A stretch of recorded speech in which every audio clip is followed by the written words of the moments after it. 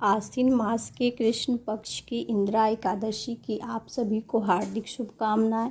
Radhe Radhe guys, welcome back to my channel Radhe Krishna Barsa Jaiswal. तो आप सभी कैसे हो? कान्हा जी की कृपा से आप सभी ठीक होंगे।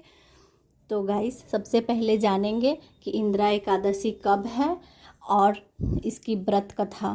2024 में इंदिरा एकादशी 28 सितंबर दिन शनिवार को पड़ रहा है। 28 सितंबर को ही उदया तिथि में एकादशी है, तो इसलिए 28 सितंबर को ही व्रत किया जाएगा। तो आइए अब हम जानते हैं इंदिरा एकादशी व्रत की कथा। अश्विन मास के कृष्ण पक्ष की एकादशी इंदिरा एकादशी। तो गाइस, सबसे पहले हाथ में तिल और थोड़े से पुष्प रख ले, क्योंकि खाली हाथ कथा नहीं सुननी चाहिए। तो बोलिए कृष्ण भगवान की जय, विष्णु भगवान की जय, लक्ष्मी माता की जय, राधा माता की जय, लड्डू गोपाल की जय। जय जय श्री राधे, जय जय श्री राधे, जय जय श्री राधे। इंदिरा एकादशी व्रत कथा। युधिष्ठिर ने पूछा, हे मधुसूदन, कृपा करके मुझे बताइए कि अश्विन मास के कृष्ण पक्ष में कौन सी एकादशी होती है। भगवान श्री कृष्ण बोले, राजन, अश्विन के कृष्ण पक्ष में इंदिरा नाम की एकादशी होती है। उसके व्रत के प्रभाव से बड़े बड़े पापों का नाश हो जाता है। नीच योनियों में पड़े हुए पितरों को भी यह एकादशी सद्गति देने वाली है। राजन, पूर्व काल की बात है। सतयुग में इंद्रसेन नाम के विख्यात एक राजकुमार थे, जो महिष्मतीपुरी के राजा होकर धर्मपूर्वक प्रजा का पालन करते थे। उनका यश सब ओर फैल चुका था। राजा इंद्रसेन भगवान विष्णु की भक्ति में तत्पर होकर गोविंद के मोक्षदायक नामों का जाप करते हुए समय व्यतीत कर रहे थे और विधि पूर्वक अध्यात्म के चिंतन में संलग्न रहते थे। एक दिन राजा सभा में सुखपूर्वक बैठे हुए थे। इतने में ही देव ऋषि नारद आकाश से उतरकर वहां आ पहुंचे। उन्हें आया हुआ देख राजा हाथ जोड़कर खड़े हो गए और विधि पूर्वक पूजन करके उन्हें आसन पर बैठाया। इसके बाद वे इस प्रकार बोले, मुनि श्रेष्ठ, आपकी कृपा से मेरी सर्वथा कुशलता है। आज आपके दर्शन से मेरी संपूर्ण यज्ञ क्रियाएं सफल हो गईं। देव ऋषि अपने आगमन का कारण बताकर मुझ पर कृपा करें। नारद जी ने कहा, मुनि श्रेष्ठ, सुनो मेरी बात, यह तुम्हें आश्चर्य में डालने वाली है। मैं ब्रह्मलोक से यमलोक में गया था। वहाँ एक श्रेष्ठ आसन पर बैठा और यमराज ने भक्तिपूर्वक मेरी पूजा की। उस समय यमराज की सभा में मैंने तुम्हारे पिता को भी देखा था। वे व्रत भंग के दोष में वहां आए थे। राजन, उन्होंने तुमसे कहने के लिए यह संदेश दिया है, उसे सुनो। उन्होंने कहा, बेटा, मुझे इंदिरा एकादशी का व्रत का पुण्य देकर स्वर्ग में भेजो। उनका यह संदेश लेकर मैं तुम्हारे पास आया हूँ। राजन, अपने पिता को स्वर्ग लोक की प्राप्ति कराने के लिए इंदिरा एकादशी का व्रत करो।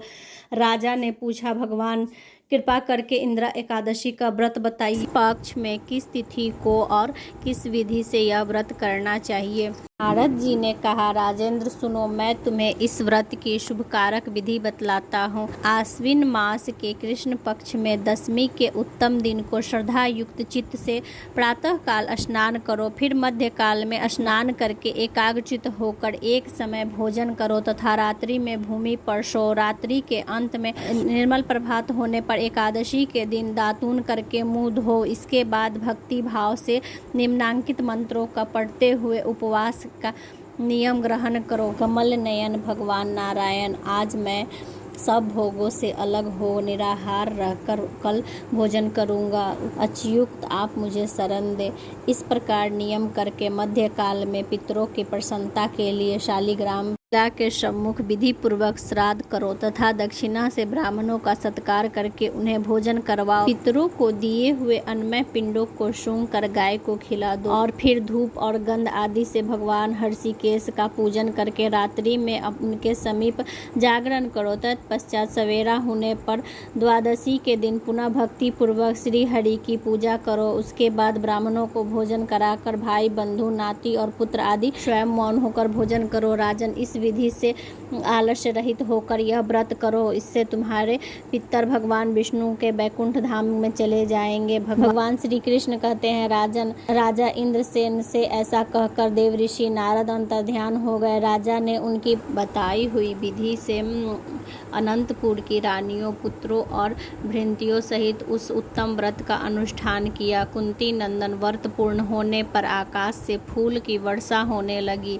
इंद्रसेन के पिता गरुड़ पर आरूढ़ होकर श्री विष्णु धाम को चले गए और राजश्री इंद्रसेन भी निष्कष्ट राज्य का उपभोग करके अपने पुत्रों को राज सिंहासन पर बैठाकर स्वयं स्वर्ग लोक को चले गए। इस प्रकार मैंने तुम्हारे सामने इंदिरा एकादशी व्रत के महात्म का वर्णन किया है। इसको पढ़ने और सुनने से मनुष्य सब पापों से मुक्त हो जाता है। तो बोलिए विष्णु भगवान की जय, लक्ष्मी माता की जय, कृष्ण कन्हैया की जय, लड्डू गोपाल की जय।